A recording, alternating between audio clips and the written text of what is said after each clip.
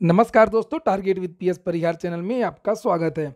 आज की इस वीडियो में हम लोग बात करेंगे यूपी ट्रिपल एससी की भर्तियों की। आज कुछ छात्र गए थे और जो सचिव हैं यूपी ट्रिपल एससी के, उनसे बातचीत हुई है और उन्होंने आज बहुत सारे प्रश्नों का जवाब दिया है। और हम लोग बात करेंगे पीसीएस 2022 साक्षात्कार की, कौन कौन से आज क्वेश्चन पूछे गए, कहाँ से ज़्यादा प्रश्न पूछे और किस तरीके से साक्षात्कार हो रहा है। लेकिन आगे बढ़ने से पहले एक सूचना है उन विद्यार्थियों के लिए जो विद्यार्थी यूपी पीएससी की तैयारी कर रहे हैं अथवा बीपीएससी की तैयारी कर रहे हैं। वे सभी अभ्यर्थी फिजिक्स वाला के इस बेस्ट प्लेटफॉर्म जाकर के अपनी तैयारी पूरी कर सकते हैं। फिजिक्स वाला नीट, जेई, मेडिकल इत्यादि की परीक्षाओं में रिकॉर्ड सिलेक्शन करवाएं और इसी के लिए जाना जाता है अपनी बेहतरीन पढ़ाई के लिए। और यहाँ पर अब ये सिविल सर्विसेज के कोर्स भी लॉन्च हो गए हैं, बीपीएससी के और यूपीपीएससी का ये फाउंडेशन बैच लॉन्च हुआ है, फाउंडेशन कोर्स लॉन्च हुआ है। अधिक जानकारी आपको इस नंबर पर मिल जाएगी, इसका स्क्रीनशॉट ले सकते हैं। ये कोर्स आज इसकी डेट है 20 फरवरी, आज से ये कोर्स शुरू हो रहा है। और चूंकि ये ऑफर प्राइस है इसलिए इसकी जो फीस है वो बहुत कम रखी गई है। देख सकते हैं आप लोग 3,999 रुपये फीस रखी गई है। इसमें 500 रुपये आपको और कम हो जाएंगे, आपको छूट मिल जाएगी अगर आप लोग इस कोड का प्रयोग करेंगे PSC 005। ये कोर्स केवल 3499 रुपये में आपको मिलेगा। बाइलिंगुअल पढ़ाई होगी, हिंदी और इंग्लिश में आपको लेक्चर दिए जाएंगे, लाइव और रिकॉर्डेड क्लासेस मिलेंगी आपको, यानी कि जब समय होगा तब आप लोग ये रिकॉर्डेड क्लास दे सकते हैं। और लाइव क्लासेस तो चलेंगी ही चलेंगी। प्रीलिम्स और मेंस की टेस्ट सीरीज सॉल्व करवाई जाएगी, प्रीवियस ईयर के क्वेश्चन पेपर सॉल्व करवाए जाएंगे, क्लास के नोट्स मिलेंगे हिंदी और इंग्लिश में, और डाउट क्लियरिंग सेशन अलग से चलते रहेंगे। ये फोटो आप अलख पांडे की जी की देख रहे हैं और जो इसके फाउंडर है, इसके साथ में भारत के जो विख्यात टीचर है, अनुभवी टीचर है, उनकी टीम है। और लोकेश सर, वरुण सर, दीपक सर, बहुत सारे प्रोफेशनल और अनुभवी टीचर्स आपको पढ़ाएंगे। सारी की सारी जो क्लासेस हैं वो ऐप पर चलेंगी और ऐप की लिंक मैंने डिस्क्रिप्शन बॉक्स में दे दी है। बात होगी अब पीसीएस इंटरव्यू की।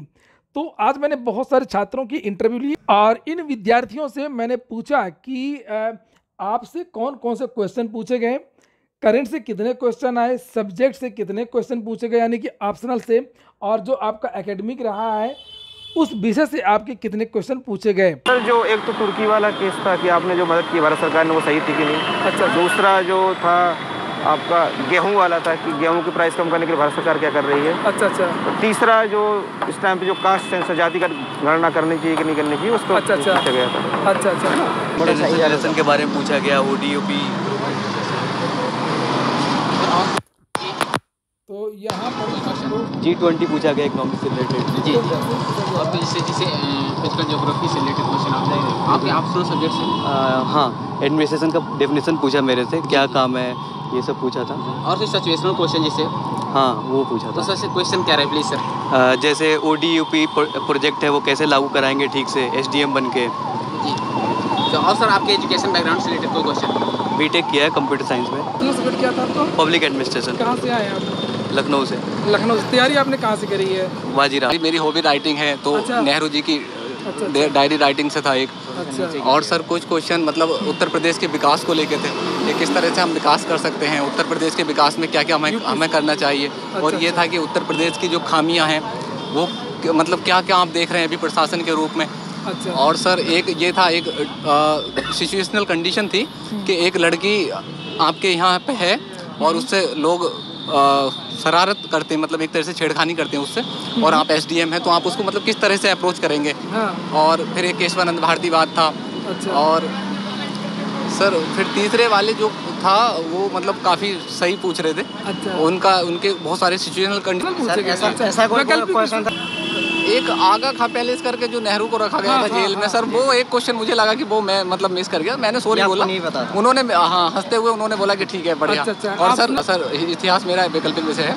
और तो यहाँ पर ये कुछ क्वेश्चन नोट किए गए हैं, आप इन्हें देख सकते हैं। G20 से पूछे गए, इसमें एक क्वेश्चन नहीं लिखा। ODUP से भी क्वेश्चन पूछा गया है। उज्ज्वला योजना, देखिए लेखपाल में बवाल काटने के बाद अब यहाँ पर भी आया था, इंटरव्यू में पूछा गया इसके बारे में। बजट के बारे में पूछा गया, जो पेश किया जाएगा, जो पेश हुआ है उसके बारे में, केंद्र सरकार का बजट, और जो यूपी में पेश किया जाएगा उसके बारे में कौन पेश करेगा। तुर्की आपदा से संबंधित एक छात्रा का ऑप्शनल भूगोल था, तो भूगोल के 2-3 क्वेश्चन पूछे गए हैं। और जो विद्यार्थियों का जो सब्जेक्ट था, तो उस सब्जेक्ट से संबंधित ज़्यादा क्वेश्चन पूछे गए हैं। जैसे यहाँ पर देखिए डोल ड्रम पूछा गया कि किस जगह पर स्थित होता है डोल ड्रम।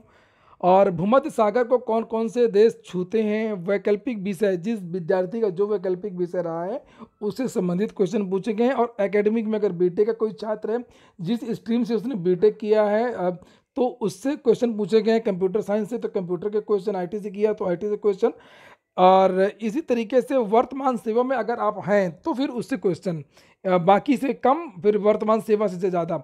और सभी विद्यार्थियों से औसत 2 प्रश्न पर स्थित जन, जैसे अभी आप लोग सुन रहे थे एक इंटरव्यू कि एक लड़की को छेड़ रहे होंगे तो आप क्या करेंगे, इस तरीके से।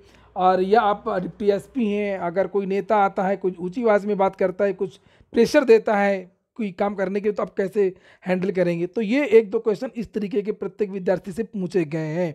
और करंट के कम क्वेश्चन पूछे गए हैं। आईआर इंटरनेशनल क्वेश्चन पूछे गए हैं बड़े, यूपी स्पेशल से ज़्यादा उतना नहीं पूछा गया है, और आईआर से क्वेश्चन पूछे गए हैं। और ज़्यादातर विद्यार्थियों का जो इंटरव्यू है वो 15 से 20 मिनट, 2-3 छात्रों का 25 मिनट भी चला है, ऐसी बात नहीं है, लेकिन औसत जो इंटरव्यू है ज़्यादातर विद्यार्थियों का वो 15 से 20 मिनट चला है और 10 से 15 प्रश्न पूछे गए हैं। अब हम लोग बात करेंगे कि जो विद्यार्थी आज UPSSC गए थे सचिव सर से बातचीत करने के लिए, खास तौर से लेखपाल परिणाम के लिए। सचिव जी आजकल विद्यार्थियों से बहुत अच्छी तरीके से बात करते हैं, जवाब देते हैं, मिलते भी हैं, और तुरंत इन छात्रों से बातचीत हुई। और विद्यार्थियों ने पूछा कट ऑफ के बारे में, तो कट ऑफ के बारे में क्यों बताएंगे, वो कभी बताएंगे ही नहीं, ये सब पूछना ही नहीं चाहिए था। खैर हाँ, उन्होंने हंस के कहा कि इसके बारे में मैं कैसे बता सकता हूँ। और हाँ, परिणाम के बारे में उन्होंने ज़रूर बताया कि इसका जो परिणाम, उन्होंने कहा कि 15 मार्च से लेकर के 31 मार्च के बीच में परिणाम निकलेगा।